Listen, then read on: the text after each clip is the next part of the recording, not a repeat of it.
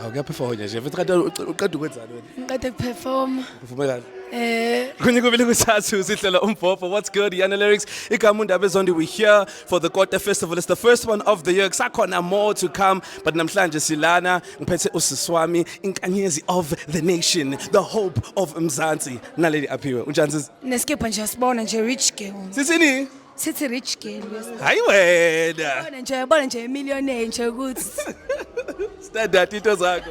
Laleli crowd singing every single one of your songs word for word. Zizwe unjani nje perform in front of so many people namhlanje? Mfethu ukuthi nje bandla kwesami labantu laba ngihlezi ngibatshela ukuthi ngibathanda kangakanani and nje angazi uthando lami nje kubona mfethu it's undefined dog angazi ukuthi ngingababonga ngani. I can't live without them nje ama supporters wami angikwazi nje ukuphila ngaphandle because ibona abantu abangisusela abangibeka la ibona abantu abangisupportile yonke indawo noma ngibheda bebe ngibuyisa bengiyale and then masemva lapho ngiyenza kahle so nje ish abantu engibathanda kakhulu especially ingane ezincane because ingane ezincane feel like they're very genuine umuntu bamthanda nje like genuinely hayi ukuthi yabo khona inkinga abantu abadala ke babuye bebephelane lezi zinto ukuthi ba pretenda in but angisho ukuthi ninjalo but ngiyabonga kakhulu nje ngiyanthanda kakhulu. I'm so grateful to have you guys in my life ngiqhubeni ngisupporte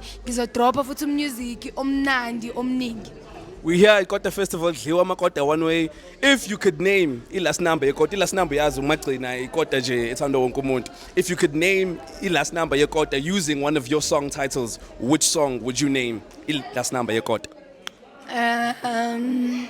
Thungbo ukuthi ziningi ingoma zami esezizintsha kwi playlist ezimnandi so agazi ziningi ingoma ezimnandi ezintsha ziningi Gun Flavor abantu Charisma ziningi ingoma kodwa kulezi enzazi Thungbo athi ngithi Naledi straight up Kota Fest 2026 Naledi aphiwe asithi Kota to the world 1 2 3 Kota to the world. Danke siyabonga.